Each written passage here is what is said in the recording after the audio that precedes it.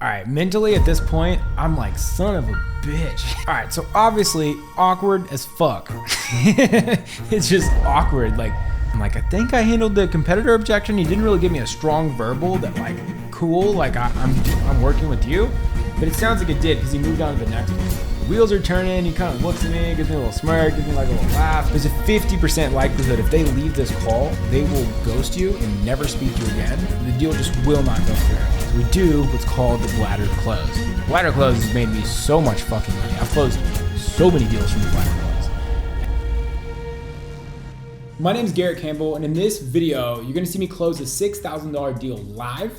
And really what I'm doing is implementing everything that I break down and show on this channel for free, putting in a live practice. You can actually see me close deals. There's a lot of people on YouTube that like say they can close and they'll tell you all these sales tactics, but like I've actually done it. I've done $8 million in sales using these strategies, and you're lucky enough to see them live. You're gonna see me use the bladder close. This guy almost told me he needed to think about it. He almost told me he was gonna go buy another competitor's or speak with another competitor first who was cheaper. And I overcame both these objections live. So this will be so valuable for you to see. And if you guys wanna learn like more hands-on with me, where like I will review your call recordings just like this and show you what to tweak, do one-on-ones, group coaching in a community of hundreds of people who are making 6 figures in sales, you obviously have the Closing Bible. The link is gonna be below, and you can join, get on a call with us, see if it makes sense to join, and take it from there. Let's get into the video. Awesome. How you doing, man? Where are you from? Ireland. Ireland. Okay, cool. The second I saw one in the last name, I'm like, this has to be Ireland. Yeah, it definitely rang a few alarm bells when you seen the one end for sure. Are you currently in Ireland? Because if so, it's probably like midnight, no? No, I'm actually in the US. Oh, dude. La Jolla is like my favorite city in the whole US. Like I know it's like right outside of there, but beautiful. Yeah, no, it's really nice. I've been here for like 2 years now, so As we're stepping into the start of this call here, what I'm doing is I'm building productive rapport. So it sounds like a casual, free-flowing conversation, but I'm getting information about his current sales role and why he would potentially want to leave it, and just getting a lot of context, but it's disguised as this casual, free-flowing conversation. What I'm also doing here is I'm gauging for his personality type. There's 3 different personality types, and maybe you guys have heard the saying, sell how you want to be sold to. That is bullshit. And that's the reason why people on average will have a 30% close rate, is because there is accommodator personality types, there are assertive personality types, and then there are analyst personality types. This guy here is an accommodator. So what an accommodator is someone who's very friendly, very chit-chatty. The pros of accommodators is you get a lot of great information. You have a really good connection with these people. The cons are, because they want to be your best pal, they don't want to be blunt and honest with you. So they will lie to your face and say, oh, I'll get paid tomorrow and then I'll absolutely pay you out. This is awesome. This is everything. I'm going to do it. Because they don't want to just tell you no and that your shit sucks. So how you handle accommodators is you have to be very direct and use the friendliness and connection that you have to be blunt and honest with them to get real answers out of them. You can't really listen to the words they say, but how they actually say them. Cool stuff. What made you move to the States? um, I moved here because I had a sales opportunity over here. So I've been working in, shall we say, like person-to-person sales now over here for like 2 years. Worked for an Irish company. We basically sell stuff to the military. That's why, because there's like a lot of military and stuff here. So Yeah. You said you sell software to the military? So it's very niche what we sell. So we sell heraldry products. So like we do like research into their last name. So like all the guys in the military get called by their last name. So we essentially like research their names, tell them where their name's from, and then we sell them like swords and shields and all this stuff. It's a 20. The company does about $50 million a year. I'm the number one salesperson in the company. And the products range from, I'd say probably about 1 to 1.5K per product. Okay. But the caveat to it is there's a lot of traveling involved and stuff. Yeah. So I'm kind of looking to move away from that to have more flexibility and being able to do sales more of a remote style, shall we say. Cool. I'm assuming that's why we're talking. Yeah. Yeah. Okay. Cool. Cool. And have you been following me for a while on like Twitter, YouTube, Instagram, or something like that, or do you just happen to like see an ad? Yeah, no, I've been following you for a while. Probably I'd say the last like 4 or 5 months. Okay. Cool. On what platform? Sorry. I said on what social media you've been following me on. Instagram, Twitter, a little bit of TikTok, and mainly on Instagram, to be honest. Okay, cool, cool stuff. Well, I'm glad we're chatting. So I'll kind of unpack kind of how the call is going to be like structured, like what we're going to cover. So basically, Hmm. like you've been following for a while. So we have like a super hands-on sales training for like high ticket sales in particular, and then that's paired with guaranteed placement, like remote, like six-figure sales roles, right? These high ticket sales roles we're talking about. So a lot of our clients come from door-to-door sales, like in-person sales, corporate sales, like these kind of different sales environments, and then come in here to like crush it. So in this call, we're just going to dive into what you've previously done sales wise. We've kind of already unpacked that, like sales ability wise in this transition, like what you think you need help with, what type of sales role you'd be more so interested in, and then if everything checks out, I'll break down what it looks like in the closing Bible. Is that cool? Yeah, that sounds good.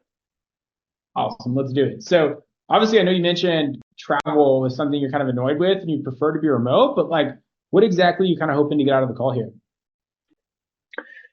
What I'm hoping to get out of the call is more of an insight into the high ticket sales space and the opportunities that would be available in placement and what I can expect to have by the end of the course if I fully apply myself and do everything that's required. Okay. Simple enough, dude. Awesome. So you've been in this role now. So how long have you been with this company? You said 2 years? 2 years, yeah. Cool. And how do the commissions work? I don't know too much about last name armor sales. So is this like a pay and commission, like straight commission, straight base pay? Like what does that kind of look like? It's 100% commission. Okay. So everything's commission. Our commission is 22.5%. Okay. But we get taken 20% off because all of the customers we set up are on payment plans. So we get about 18%, and then every 6 months when it's paid off, we get like the leftover that remains. The caveat to it though is that we got to pay for expenses when we're traveling. So that's why the commission's a little bit higher, shall you say, because we pay for our expenses and stuff like that. But yeah, the commission is 22.5%. And we have like a follow-on program as well where like guys that get set up with Rum product, they could be paying this for like 3 years because they like get like a second and third or fourth order. Hmm. It's cool, but there's just a lot of traveling involved, and I got to think long term on where I want to go. And doing a lot of traveling and stuff like that is probably not something I see myself doing a long time. Yeah, I mean, what's even the need for traveling in the first place? Do you have to meet the clients like in person? And then if so, like how far do you have to travel for to like make a sale? So essentially, like on the military base, like they have like a store, so um, like a 7-Eleven, shall we say, or not a 7-Eleven, probably more like a Walgreens, like you can get like your groceries and stuff like that for people that live on the base. We set up outside there, but Okay. we have to move around to different bases because there's not enough of a demand for us to constantly work the same place all the time because this is the same people that are there. So we Yeah. got to do like we got to like for example, we do a lot of work with the Navy. So like we have Mm. to travel like to you're from Chicago, right? Yeah. Yeah. So like in northern Chicago, like we got to travel to like Great Lakes because that's where they do their boot camp in the U.S. Navy. Yeah. And so we travel there because there's new guys coming there. Then we got to Mm. go to like North Carolina because that's where the Marine Corps trains. So it's kind of like Oh, wow. we You're travel. everywhere. Yeah, yeah. Okay. Cool. I was like, maybe it's like an hour north and south of San Diego. You're like all over the US. Yeah, yeah, no, like there's a lot of traveling. Like on Monday, I'm flying to I'm flying to San Antonio in Texas, and I'll be there for 2 weeks. So there's a lot of traveling involved.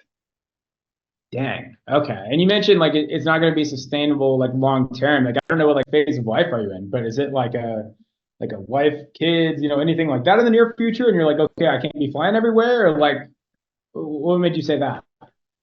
So like I'm 25 right now, so that's not something that would happen in a year or two. But if I'm thinking long term, when I'm like 35 or I'm 32, I won't want to travel for Yeah. 2 weeks of the month every month if I'm trying to like sustain myself with my personal life and stuff. So it's cool when you're young, you get to Mm. travel and stuff. But if I'm thinking long term, the traveling will obviously not be something I want to do for the long term, you know. Yeah, and you're just kind of like thinking ahead. Hmm. Okay, cool, cool, good stuff. And I mean, you're pretty dang high commission. Like, what are you doing like ballparking commissions on like a month to month basis? 15K. Oh shit. Okay, cool. You're making pretty good money. And you don't have to pay for any leads or anything like that, aside from just like travel expenses. Just travel expenses. Just travel Okay, expenses. Some cool. people And in you the said, company make like 7 or 8K, but my average a month would be 15, so like 16K a month. okay, cool. And was this like your first sales endeavor, or did you do something It's sales wise in Ireland previously? my first sales job ever. Um, within Wow. within like 5 months, I was the best salesperson in the company. So it's been pretty good. Um, yeah, first ever time doing sales. That's stellar. It took balls to just fly all the way to the US with no sales experience and pick up this role. Well, what was it like moving to the whole US with no sales experience to get the sales job? Um, when I had a call with like the company owner and like we were talking and stuff like that, and I was just like, fuck it, I've nothing to lose, so I just hopped on the plane and I just came over. I Okay, was like, I was cool. like, I was like, maybe I'll make like 60K a year, it'd be cool, but it turned out to be better than I thought, which was Yeah. nice. Yeah, definitely. I mean, I think you have to have a little bit of, fucking idiot to just be like, yeah, I'll just move across the country to a new country, new sales role, see how it goes. Hmm. Are you kind of carrying that same mentality into this transition into like the high ticket space, or like what's got you recently considering like getting into high ticket sales in particular? Well, like that, just I just feel like there's a lot of opportunity in the space. I was looking at the market trends and how much this whole space is going to grow over the next 5 years, which is pretty insane. Yeah. Um, it's not just like, oh, it's here for a year or two. Like the whole industry has grown a lot, and I really like sales, and to be able to do remote sales and get on good offers and better my craft it's just it seems very appealing. Okay. Cool. And dude, you're totally right. It's growing. Like it was wild when I first started doing this like 4-ish, 5-ish years ago, it wasn't Hmm. even like high sales. It was like I get to pay rent. I wasn't even like Hmm. I am doing high sales. Now it's this huge like blown up thing and it's growing like crazy. And like we just had a company 2 days ago ask us for 50 sales reps. Like it's like growing. Like it's gnarly. Hmm. So the trend will stay upward and up and to the right, which is obviously why you have an interest in doing this, which is super cool. And then you mentioned obviously like the learning aspect of things. So like, given that in-person sales, even though you've obviously crushed it in your first 2 years in sales, there's always room for improvement in sales. And being over Zoom and not in person is a very different way of selling. So like, what are the main things you think you'll need to improve upon when it comes to your sales ability? That's a good question. um I think being able to establish more pain points that the person's feeling. um I Mm. feel like a lot of these type of sales, the person has been thinking about doing this for a while, and you want to solve a problem for them and bring up their pain points. Kind of like Mm. Jeremy Lee Miner's like sales process system, where like he talks about like bringing up pain points and stuff like that. We don't do that in our sales because it's kind of more of like an impulse buy. I feel what we Uh, sell, so it's a different type of sale. The same way, like different conversations that you have with people are completely unique. So the type of sales that I yeah. do is quite different to the type of sales that you'd be doing in a high ticket space. So think more being able to identify their problem and the impact it would have on them of getting the result they want from their courses. Yeah, yeah, absolutely. And you hit the nail on the head. Like, I think, like, I have my last name is Campbell. I think it has like Scottish origins. So me being like, oh, it'd be Hmm. dope to have like a little shield and sword. Like, my dad might like it. Yeah, I'll throw a grand at it.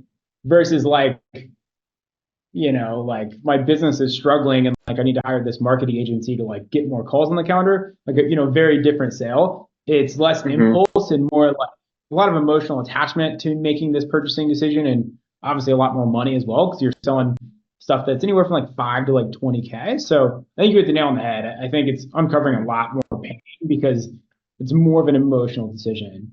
Um, and then I know one of the three things you wanted to get out of this call is like a deeper understanding of like the high ticket space. So what kind of gaps do you have in your knowledge on the high ticket space, like as a whole? Um, in terms of the offers that are available, what type of offers do people get on? How do other people find it when they get on their offers? How does the interview Yeah, process work? What's the working hours like? Um, cool. Got you. mhm. Yeah, man. So we work with, excuse me, got a little hiccups, with online service-based businesses. So that's broad. It falls in like three different categories usually. Category number one is like your B2B service businesses. So it's a lot of marketing agencies. It's like, hey, we have a marketing agency where we run ads for restaurants, or we run ads for chiropractors or dentists, or insert any business ever. There's a marketing agency that's specific to like that niche, right? So a lot of things like that, building websites for people, running ads for people, doing email marketing for people. Um, and then there's like your B2B business, like 15 grand to go to an event back in March, right? Someone made 1,500 bucks off me. So like something like that, like a business owner wanted to go to an event, coaching them out on how to run their ads for their own business, coaching them on how to like manage their team, manage their salespeople, stuff like this. And then there's like your run of the mill, like B2C business to consumer, like coaching programs, like fitness coaching program, like online fitness coaching program, like how to make money with real estate, like how to make money with Amazon FBA, like make money with sales, like different things like this. These would kind of Mhm. be the three kind of categories. And it's like literally whatever you're interested in, like there's a company doing 8 figures in that niche, which is cool. As far as Mhm. types of companies and offers and stuff like that, does that answer your question? Yeah, Okay, yeah. cool. Second, go ahead. Oh, sorry, I was just coughing. Sorry. You're good. I think I got something contagious through Zoom, right? um, for you had mentioned like working hours. So like you're in PST, like Cali time. So the Mhm. cool thing is you're like a 1099 like independent contractor. So you wouldn't be W-2. You're so because of that, you can make your schedule whatever you want it to be. Like my girlfriend, she like does this stuff too. I got her into it about a year and a half ish ago.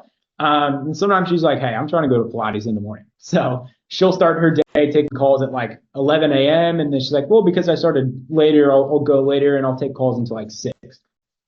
If you Mhm. like, "Hey, I want to open up early and then cut my day early, I'll take calls from 8 a.m. to 2 p.m." If you're traveling, just block off your calendar, let the business owner know, give them like a 1 week heads up. Hey, I'm not working. And they're like, cool. If you're like, I'm trying to make a bunch of money, you can open up your calendar 12 hours a day, 7 days a week. You have calendar flexibility. Now, obviously, if you just don't take a call for a month, they might be like, hey, can we get some work done?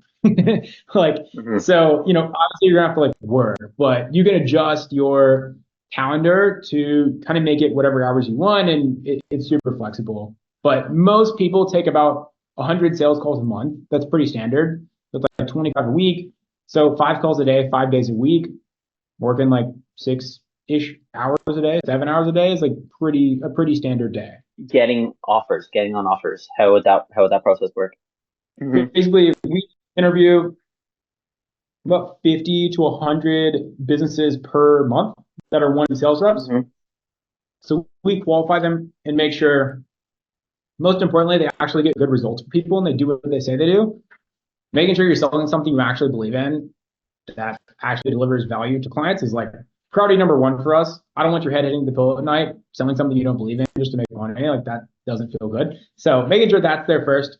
Then secondly, like revenue, we make sure the businesses are making average business we work with is about 4 million bucks a year, about 400 grand. These are more like lean sales teams of like sales teams usually will have anywhere from like 3 to like 10 people on there. So if there's like 5 sales reps on a company doing 600 grand a month, that means they're paying out like 90 grand a month in commission. So it's pretty easy to get a pretty big piece of that pie when it's a lean sales team. You see what I mean? Yeah. Yeah, point being is we vet out the companies. Then we have them fill out a form. You can check out that form and you can see their website, their revenue, how many sales reps are on their team. If you're interested, you could apply. We have a client success manager that will help connect you directly with these companies. And then you can interview with tons of them and decide which one is best for you and then move forward with whoever you would like. We typically get people placed within about 22 days on average from payment to like placement. So that's what that process looks like. If for whatever reason you didn't like that company and wanted to go to another one, you can just interview more and hop on another one. Okay, so you guys have like access to different companies that are looking for closers and stuff like that. Yeah, we have about 26 to like 30 sales positions open and like a monthly like average. So Okay. And in terms of like the community and the structure of the course, would you be able to explain a little bit more about that? yeah, absolutely. Let me just kind of break down everything. I mean, for starters, like we don't work with everyone. I feel like you would be just an awesome client. You've been in sales for like 2 years. You have the sales experience. Like you have the hunger. You have the need to want to get into this. You have the time to do this. We've interviewed so many salespeople, and I just tell like you have the self awareness to know you have room for improvement. But you also have a really good base level. Like we don't work with beginners, so sure it's a breath of fresh air in the community. We're not like how to handle an objection. Like we're a little past that. So I think you do super super well. So let me just break down in full detail how the whole service works. Is that cool? Yep. Awesome. So yeah, kind of repeating myself a little bit here, but average time to land the role 22 days, 26 sales positions per month on average. 411K a month, average revenue of these businesses, 12K a month average. Then our guarantee is that we'll get you placed or you get a full refund. So yeah. And as far as like kind of top 10%, bottom 10% average clients, just like set proper expectations. Our bottom 10% of clients make about 6 grand a month. Average run-of-the-mill clients make about 12.5, 150K a year. And then our top 10% of clients make like 22 grand a year. So as far as like, okay, I just pay Garrett, like what happens next? Basically what happens from there is you'll get on an onboarding call with Jackson. He'll explain next steps, and the next steps will be this. So we get you on an onboarding call as soon as today or tomorrow, depending on your availability. And then what you have to do is you don't get immediate access to opportunities. So you have to do these 3 things in order to get access to them. The first thing is going through our required training videos as like a prerequisite. So, I mean, you've been following me for a bit now, but background, I've done $8 million in sales, average like a 60%-ish closing rate throughout the bulk of my sales career, selling all like high ticket products. So in the training, I'm basically breaking down how to structure sales calls in this like high ticket environment. It's very different.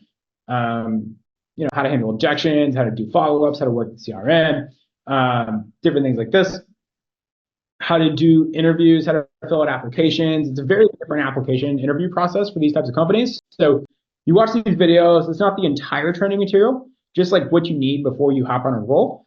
You'll do 5 mock calls to prove that you can apply what you just learned and you're good at it. And then you do a final interview a final mock call with the sales coach where they will approve you to get access to the sales opportunities. And then you have to hop on 2 live trainings. So we have group sales trainings every Tuesday, Wednesday, and Thursday. The Tuesdays and Thursdays are at noon your time. And then immediately, like the second you pay, you'll have access to the whole community, all the course videos, and all the training materials, basically everything aside from the sales opportunities. Once you do these three things, you unlock the sales opportunities. So when you're in the sales opportunities channel, instead of school, like with a K, like that's where the community and course material, everything is. You'll see a bunch of stuff like this, right? So here's like some actual opportunities. So like I have some stuff blocked off because obviously you're not a client yet, but you'd be able to see all this when you do. So you'd be like, okay, maybe I could check out their website. They're an online fitness coaching company and do 6K. 6K is how much their service is. You're on 10% commission, so you make $600 on every deal you close. They do over $1 million a month. They do like $1.8, $2 million a month. They're hiring 20 sales reps. So 10 closers, 10 setters. Closers make 15K a month. Setters make 7K a month. But like some people will be like, I don't care about fitness. You know, like I'd rather sell something B2B versus B2C. Right? Some people want to be in a certain niche or want to sell to a certain type of person. So that would, obviously dictate if they would even want to do it. So the second you come on board here today and hop on your onboarding call, that'll be with Jackson. So Jackson will be like, hey man, we have all these different opportunities, but like obviously everyone doesn't want to sell everything. So like what niches are you interested in? Like what do you have experience in? Like what are you just interested in general? What's something that's like, okay, this is like this type offer. And he's the one taking the calls of these businesses that has relationships with them. And he kind of helps connect the dots between you and the businesses. So if we already have something ready for you that you're interested in, which we always do, then he'll just kind of let you know, like, hey, get your qualifications, get access to sales ops, do your three things you need to do. And then when the time's ready, I'll get you set up with an interview with this. So then it's like, okay, you've hit your prerequisites, you've gone through some training stuff, you're in the community, you've done some interviews, you get placed into a role. That whole process, like I said, is about 22 days. We've had people get placed in like 4 days. We have some people get placed in like a month. 2-3 weeks is pretty average. So once you're in the role, this is where we are really, really, really hands-on from like a training perspective. You have your 3 times a week group coaching calls, obviously, but the second that you land your offer, take a couple calls, you get your script, you're going through your onboarding, please book a one-on-one call with me. So you'll get one-on-one with me per month. And then we have another sales coach, Steve, that you can book as many one-on-ones with as you please. That I've sold so many things in this kind of like high ticket space. I'll help you kind of craft the offer, the script, and adjust how you go about selling it so that you can just accelerate your learning curve to be the best sales rep on the sales team, just like in your company. The community is awesome.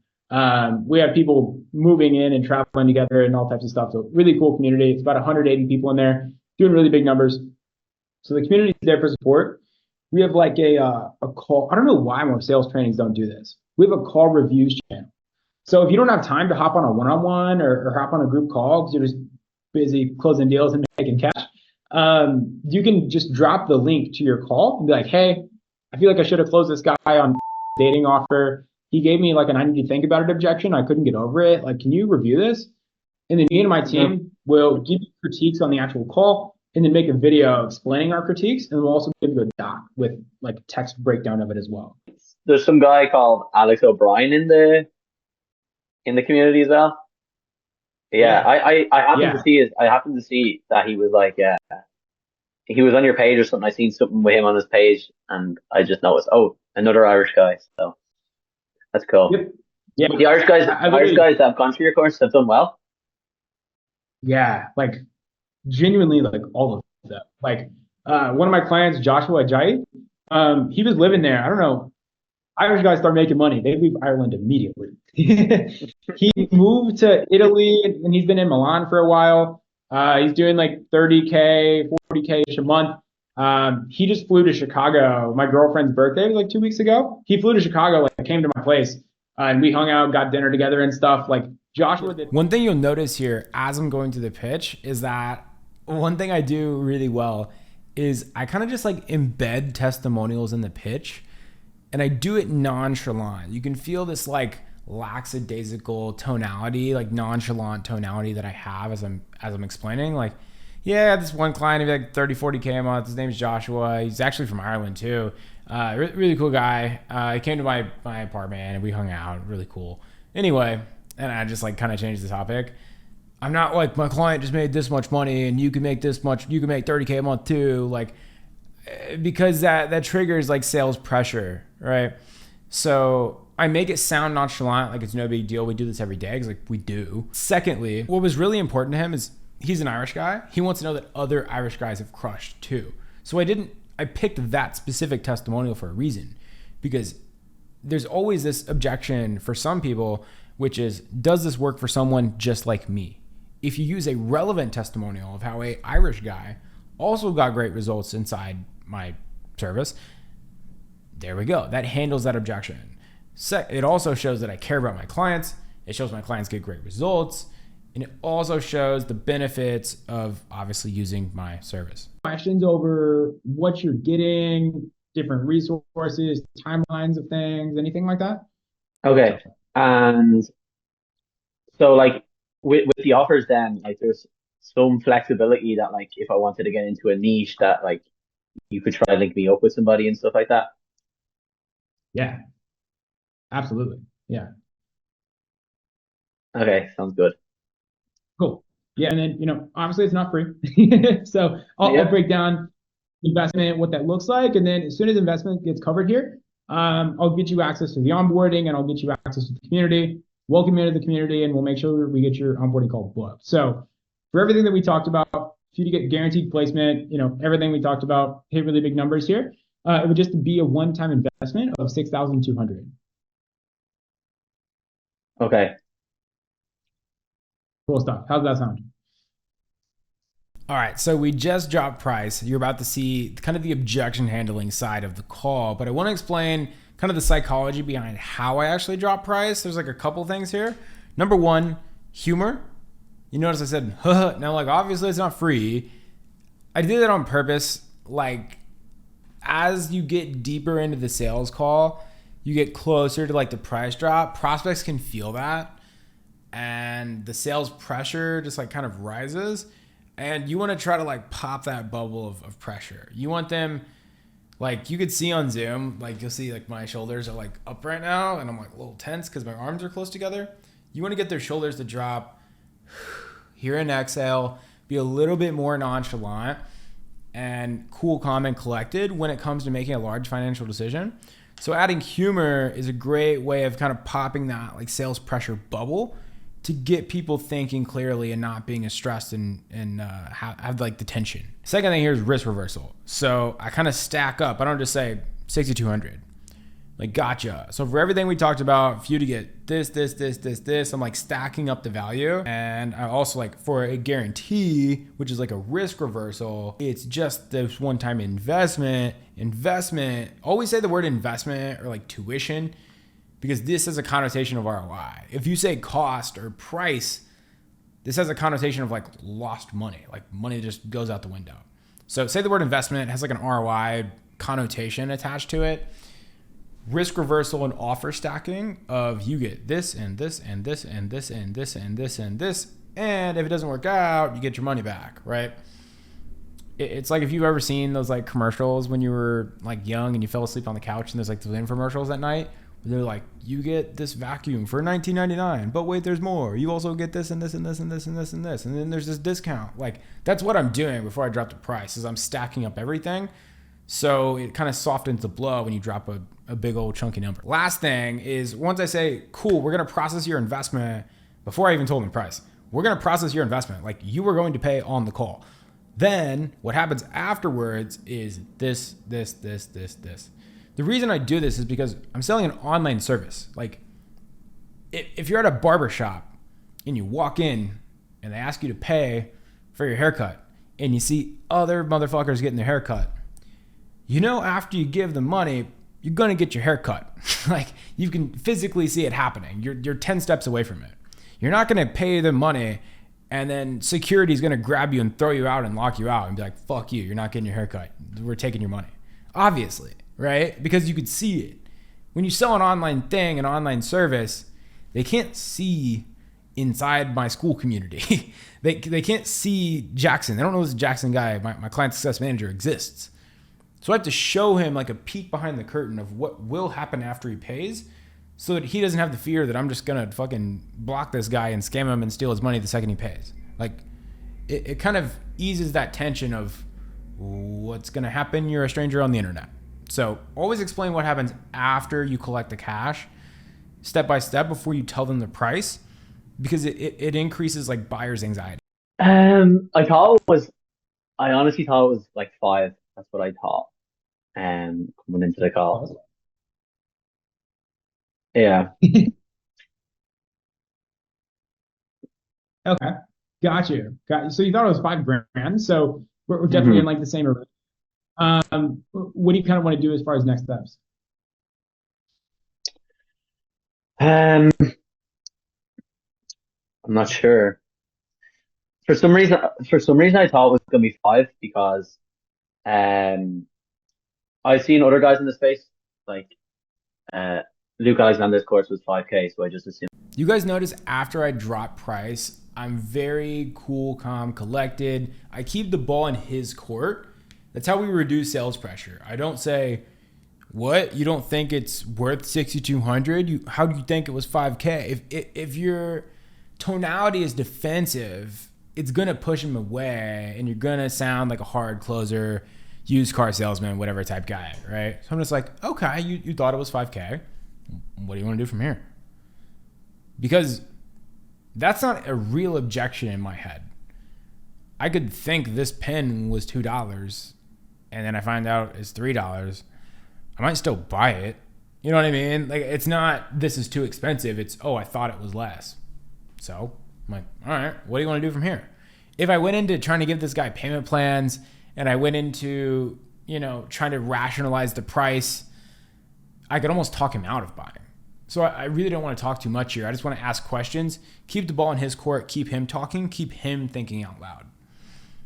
And then second thing here is we get, well, your competitor is only 5K. And he's right. That my competitor is only 5K. Like, we are not the cheapest on the market. We don't want to be the cheapest on the market, right? So what he's doing right now, and you'll see a lot of prospects do this when it comes to objection handling, is, well, I want to speak to your competitors, which is fair. It's fair. But what he's trying to say is, because two people who are in the same niche, in the same industry, have the same service, and yours is worth more,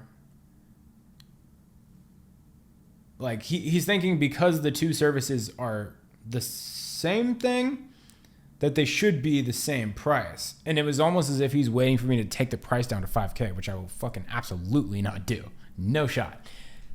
Next thing here is what I mentally think when I hear this is, I'm like, okay, I have to break this guy's belief that these are the same things. So I'm going to explain the guarantee. I'm going to explain how we have sales opportunities and how this other fucking guy doesn't. And explain how this isn't apples to apples. It's like apples to oranges, like two different things here. It's really what I'm trying to get at this part. And that's mentally like where my head's at in this like kind of objection handling phase. I give air quotes here, by the way, because he's never told me no yet. Like, we're still very neutral. He's not really saying no. You can obviously tell he like wants to do it, but the wheels are turning and he's just kind of rationalizing this. And I think it's important on sales calls to give the person time to let the information marinate, because we don't know the price on the website. We don't know the price anywhere. He just found out the price seconds ago.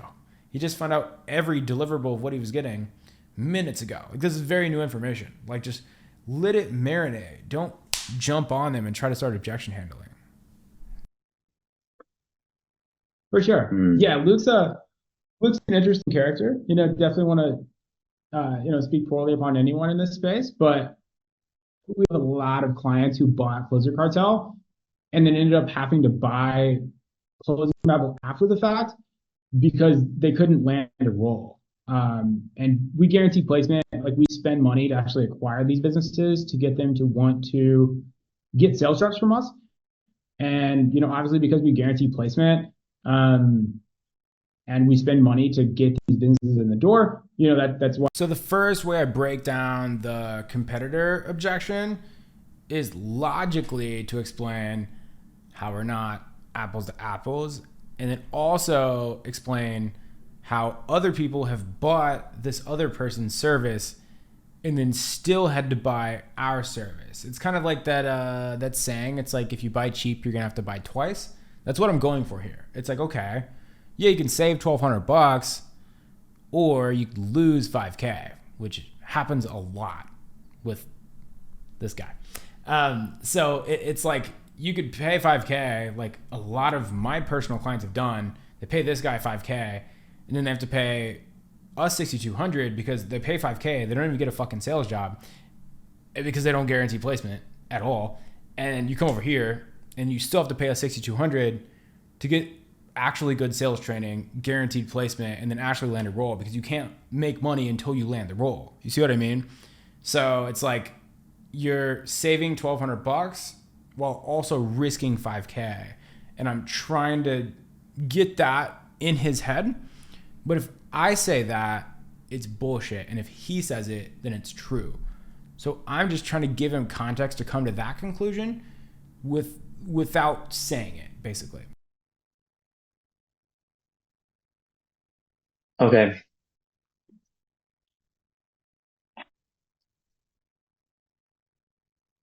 Okay as in yes, or okay as in okay?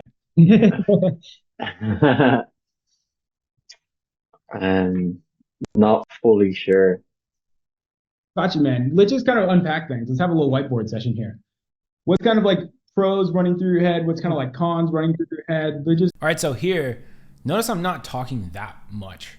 I'm asking questions, because what I need is to get everything in his brain, get it out and through his mouth, and just get him talking. Even if he doesn't have very solidified ideas, just get him thinking out loud. Where a lot of people go wrong when they objection handle is they try to just talk their way into the sale. It's like putting on a blindfold and throwing a dart and trying to hit a bullseye. Where I'm like, why don't I just ask him where the bullseye is and then throw it? Like, it just makes more sense. And also, because he just got all this newfound information, like the foundation that his ideas sit on isn't very strong. Like, you have a lot of, like, when your brain is a little clouded and you're kind of unsure of the decision you're about to make, you have a lot of like half put together thoughts. And these are like the quote unquote objections. So I'm like, let me just get him thinking out loud here and see pros, see cons. And the cons are like the potential objections. And because they have a lack of foundation and they don't really have legs, they're not like very strong objections, I can fucking obliterate these things. I just need to get this guy talking and thinking out loud. So that's what I'm going for here, is like, let's just get them out into the fucking stratosphere, and then I can handle them. But if I don't know, then I'm just going to talk until something clicks. And we're not doing that here. Pros going through my head is I like the way the course is structured. The opportunities of placement seems good.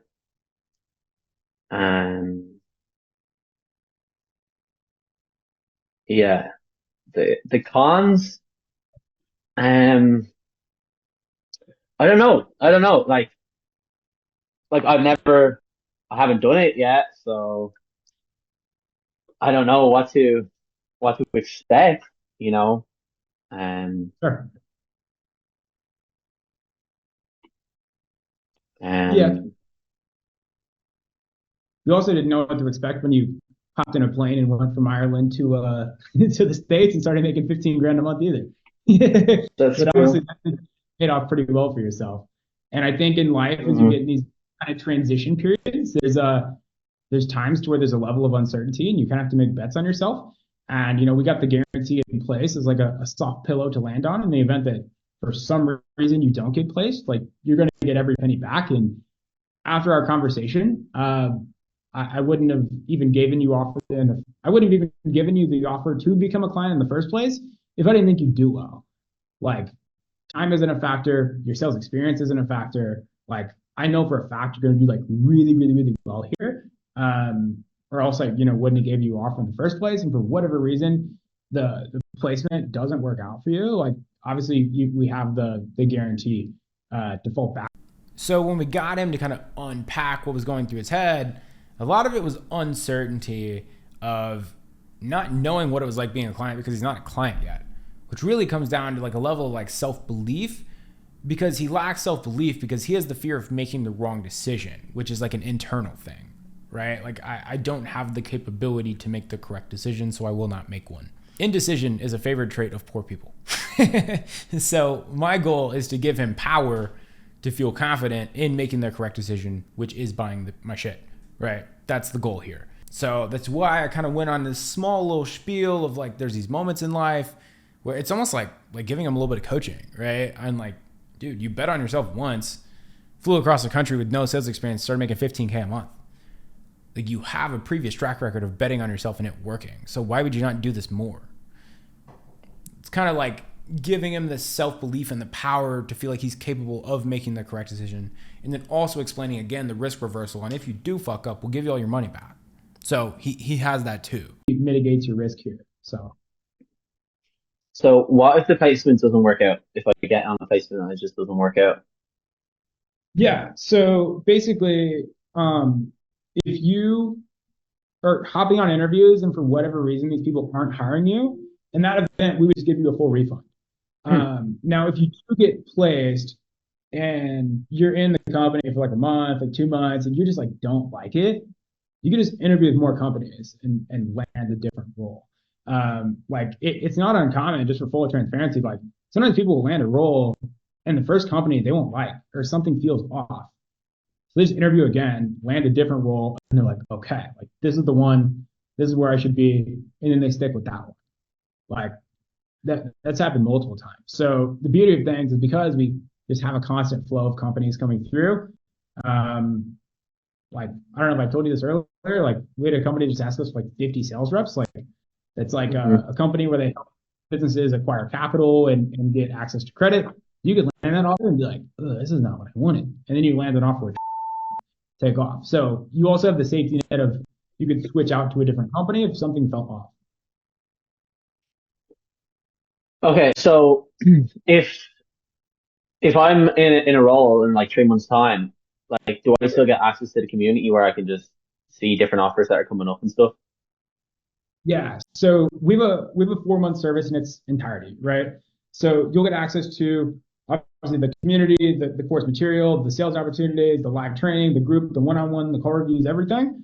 What happens at the end of the 4 months is you still have access to the community. So you have lifetime access to the community, lifetime access to all the course material. The only thing that stops is you won't have access to the live group and one-on-one coaching after the 4 months, and you won't have access to the sales opportunities.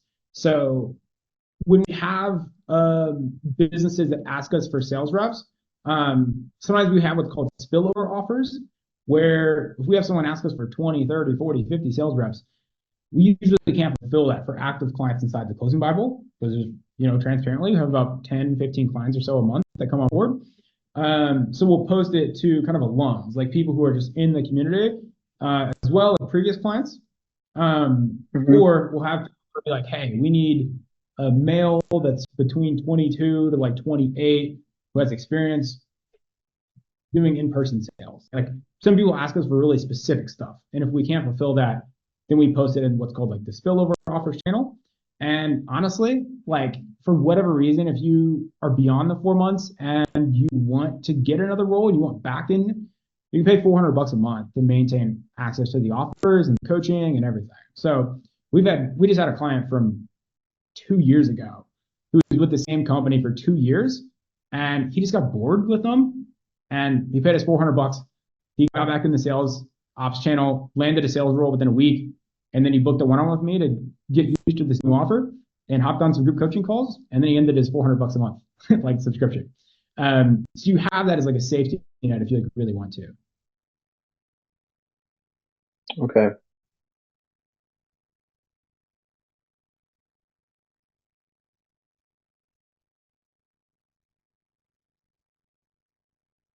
I see the wheels turning.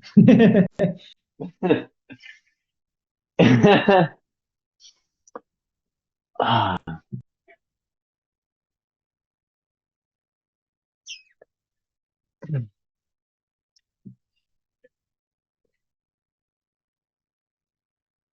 If you want, dude, if you'd like, I can grab a glass of water, put myself on mute. If you just want to think about this for like a minute or two, kind of let me know where your head's at when I come back. That's something that. All right, so obviously awkward as fuck. It's just awkward. Like the wheels are turning. He kind of looks at me, gives me a little smirk, gives me like a little laugh. Like reading his body language is so important because he's like not speaking because he's like frozen in like making the correct decision. And I know what's happening next, right? I know he's gonna say, okay, I just need some time to think about it. Can we just book another call? Like, we don't want that because in the high ticket sales space, there's a 50% likelihood if they leave this call, they will ghost you and never speak to you again. And the deal just will not go through. Like you have the highest likelihood of closing right here, right now, when they're the highest, like they're the most sold. So we don't want them to leave the call. But I also want to give him space to think because I want to make sure he's making the right decision for himself, right? If he just makes this rash last minute decision and then becomes a client and then one day later freaks out and says, oh, I want a refund. You know, I don't want to deal with that shit. Just transparently, I don't. So I'm like, I want you to be certain in your decision. And people want the space to think. That's why people go to book follow-up calls or say I need to think about it is so they can get space. They want to get away from the sales reps so they can think for themselves. So we do what's called the bladder close. The bladder close has made me so much fucking money. I've closed so many deals from the bladder close. And really it is what you just saw. Hey dude, you clearly got some stuff to think about here. I got a glass of water. My throat's dry. I've been on calls all day. We got to take a piss. Say whatever you want to say. I'm going to run out, grab a glass of water, think about it. I'll put myself on mute, shut my mic off. You do the same. Give you a couple minutes, kind of think things through, come back, tell me what you're thinking. They get their space. I get what they want, I get what I want, which is to not leave the call. And it's just a win-win for both parties. You'll also notice before the bladder close, when I didn't know it was going to be that much kind of tension or like awkwardness, I used humor. I'm like, I see the wheels turning in there. Like, what are you kind of thinking right now? And he was still silent. And I was like, okay, he needs space. Like if I push on this guy right now, it's going to rub him the wrong way. That's how you'll see some high ticket closers be like, I don't know what's wrong with prospects. They just randomly leave Zoom in the middle of our call. It's like, it's because you're hard closing them and you're making them uncomfortable. That's why people leave. Like you're putting their back against the wall, pushing on them, cornering them, freaking them the fuck out. And then they just spaz out and leave. Right? So here I'm like, I saw that nervousness in him and I'm like, I need to back off, gives this guy a little bit of space. So I did the bladder close. A few minutes later. You're back. Hey, what's up? How you doing, man? Not bad, not bad. Um, oh, Ready to pull the trigger? like uh, I'm still not 100% sure. I know. I can tell. What's Yeah, holding you back, dude?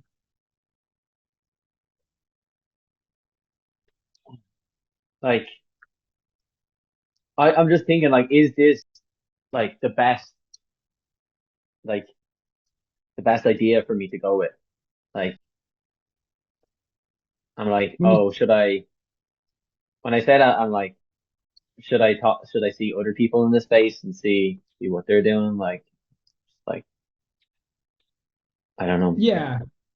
Yeah, I mean that's fair. I mean, you had said, the reason you came to me in particular is because you saw of our testimonials, you saw of our client results, you obviously saw, I worked with some Irish guys and stuff like that. Like I'll be honest, dude. It's really unfortunate, but a lot of the people in my space care more about what number it says on Stripe for their revenue than the actual clients that they interact with. We onboard 10 to 15 clients a month. A lot of these guys onboard 300 clients a month, and they don't give a fuck if their clients make money or not. I'm just being really honest with you. That's just not how I roll. Like I grew up in a small town. Like you have to take care of your people, make sure everyone you stick to your word, you do what you say you do, you get people good results. We get a quarter of our business from referrals. Like building a phenomenal product and client experience is more important to me than anything because we have a killer reputation and we have killer client results. And that's really where our focus is. A lot of people don't guarantee placement because, to be frank, it's challenging as a business to do. and it's harder to get 300 clients a month, so they don't do it. And I really don't know anyone in this business that guarantees placement besides Cole Gordon. And what he gives you for $10,000 is course videos and a community, and his guarantee of placement is having you DM 100 influencers every single day. And if you do 99 DMs one day, 30 days in, you lose the guarantee. So yeah, I mean, that's So basically right now he came back from the bladder close and he's like, I just don't want to, I think I want to talk to more competitors. And if you go through like the psychological flow of wanting to talk to more competitors, the reason you want to talk to more competitors is because you want to know what they offer, you want to compare it relative to my stuff, and then you want to see if there's an arbitrage here to where you can get the best bang for your buck. You can get the cheapest price, the cheapest service for the most value. And that doesn't mean the cheapest service, it just means the most inexpensive one with the most value. So I have that context because I've met everyone in my space in person and I know them relatively well. I know the pros, I know the cons of all of their businesses. So I try to do it in a way where I'm not completely condescending, because if you speak poorly upon competitors, it's almost in a way to where you have to like step on other people's backs to like make yourself look taller. And that's not what we're going for here. We're looking to more subtly kind of throw rocks at these different businesses, right? With Cole Gordon, right? First of all, Cole Gordon's sales management stuff is phenomenal. His sales training and his sales reps, not too good. I've met him, like he's a great guy, but if you look up Cole Gordon on Reddit, you're gonna see a lot of fucked up shit. Like they are very money focused company, which is, companies got to make money, but not at the expense of other people. That's just not how I roll. And I really try to express that, like, dude, I'm from a small town. Like if I drive past someone and I don't wave at them, they think I'm upset with them and they'll call me. Like that's the level of care I give to my clients. So I'm trying to explain that part, because at the end of the day, that's what he wants, is he wants the best bang for his buck and he wants to be well taken care of. So I'm trying to express that now. That's all I really have to say about that.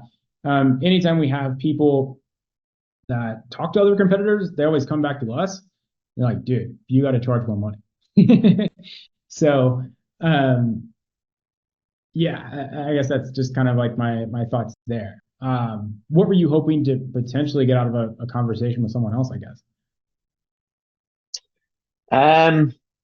So like the two main people that I follow in the space is you and Luke. And Sure. this is the first call that I've got on. Could be the last, but it was the first call that I got on, and like I hadn't really done like research on like what the other courses are as much. I know Luke's course was 5K, and I don't know anybody has done the course, but yeah. Yeah. I don't know if you remember seeing the screenshot or whatever, but Denise, the dude in Turkey that I showed you on the last slide, he bought Closer Cartel. And him and 5 other people inside of Closer Cartel all didn't make any money because they couldn't get placed into an offer, because they don't have any offers for people. They just kind of tell you how to go DM influencers to go to find one on your own. And then they have some here and there they'll put in the group. And none of them made any money 6 months into the program. And they end up all being like, dude, this Garrett guy, Closing Bible, like, this might be it. 'Cause he actually has offers for us. And that's what he did. And now he's making good money because we actually placed him. So I understand you're like, hey, it's $1,200 cheaper. But the trade-off here is you could spend 5K and you would save $1,200. But the risk here is you could make $0 because they'll teach you how to sell. But there's no placement. Like they teach you in the modules to like go DM people on Instagram to go land an offer. And even if you do that and land an offer, the business isn't vetted out to where their marketing is good, their client results are good, like they have enough calls on the calendar to actually keep you busy. Like all those things aren't there. And because you've not worked in the high ticket space, you don't even know how to spot those red flags. Whereas here, yes, $1,200 more, but you have the guarantee of placement. So you know I will land a role and like I will make money. Like that is certain. And the company that I actually land a role with is going to be a good home for me. Like there's plenty of high ticket sales offers for influencers that teach you how to like make money with e-commerce. And these guys make 30K a month and they don't even have a CRM. You know what I mean? It's like if you land a role for these companies that have bad systems, they don't have good marketing, they don't really have any good client results, it's going to be impossible to make money. Not impossible, like it can happen, but just the difference in selling for a sales team that makes 500K a month versus like 100K a month is the difference in making 3K a month, 4K a month in high ticket sales and making 15, 20K a month in high ticket sales. So, earlier he had mentioned the competitor is like his very first thing. And then here we go. It comes back up again. I know the deal ain't closing. And so I tackled this beast. And earlier I said I was going to try to like ask him questions to get him to like come to that conclusion. But he, like his brain is just so like I fixated on this thing that I just have to use my industry knowledge and my expertise to give him the context that he lacks. So I have to really talk and kind of sell my way through this, right? Which is, there's a very real scenario. You pay $5,000, you don't make any money, and then you have to pay me $6,200 to land a role and actually be able to make money. Because a lot of the people who do what I do, they just have sales training. But they'll tell you, like, we're going to help you become like a high ticket closer. But then they don't help you become a high ticket closer because you have to actually land a sales role and a closing role to quite literally close deals to the only way you can make money. You can learn a lot of cool stuff, but you can't go cash out that knowledge at Target. Like you have to fucking make money. So that's what I just had to explain to him was like, the $1,200 you're saving is actually pretty expensive. And it's with a lot of downside risk of possibly losing 5K and having to pay an extra $6,200, losing 5K instead of just paying an extra $1,200. And I think that point really hit home here. Do you guys do like split payments? Like I could do like 3K now, and then like I could do it on an Amex, but my credit limit's 3K. Okay, so your limits, you said 3K for the day, or like for the whole card? Yeah, the whole card is 3K. All right, mentally at this point, I'm like, son of a bitch. And you guys probably are too, right? Like, probably on the edge of your seats, like, is this deal going to close or not? I'm like, I think I handled the competitor objection. You didn't really give me a strong verbal that, like, cool, like, I'm working with you. But it sounds like it did because he moved on to the next one. So let's watch what I do. Gotcha, man. Yeah, if you want, what we could do is we could do like, I could send an invoice for like 3K and then send an invoice for like 3,200 if you wanted to split it up on like two separate cards. Like, would that be more doable for you? Let me see. I'm on my phone, so just 1 second. Okay, you're good. And by the way, is your battery life good on your phone? I know Zoom has a tendency to drain. Yeah, this is literally just like logistics of payment for like 20 minutes. 20 minutes later. Let me know when you see it confirmed on your end. Yeah, it's done. Awesome. Let me verify that. Awesome. I did see it go through. So welcome aboard. You are officially in the closing Bible. A few moments later. Then when I'm on the I have for once a month, I have a one-to-one with you, is it? Correct. Yeah. Okay. I'm missing anything else, or that's everything? No, that's everything. And we'll be in school, so you'll have DM access to me, to Steve, the other sales coach, to Jackson, our client success manager. So there'll be things that pop up, dude. Just shoot me a message on school or hit up Jackson. He's super, super, super helpful. And yeah, if anything comes up, just message me in school. We can communicate there. Okay, sounds good. Awesome. Sounds good, brother. Once I see your membership pop up, I'll make sure to approve it in school, okay? Okay, appreciate it, Garrett. Awesome. And there you have it. You just saw me close a $6,200 deal live on YouTube, which is so cool to me that you got to see all the strategies that I teach here live in practice, which I think makes all these strategies feel more real. When you see the bladder close, when you see me handle I need to think about it, that need to talk to your competitor's objection and navigate all those to get a one-call close paid in full. Now, obviously this was super valuable and you probably learned a ton from it, but you could learn even more inside the Closing Bible. So super hands-on sales training, guaranteed placement, remote, 6-figure sales roles. I mean, we've placed sales reps for Ryan Serhant, Ryan Pineda, Iman Gadzi, some other names I can't legally mention that and see every single day. And if you want placement into these 8-figure companies, make killer money, travel the world, work from literally anywhere, and dictate your own hours in sales, and you have some sales experience, go to the Closing Bible below, watch our video, fill out the application, and go ahead and book a call, speak with my team, and if it makes sense, you can come on board. If not, no big deal. Good? Cool. Or should I say and that's it for this video, subscribe? Or Yeah, subscribe and deuces. And that's really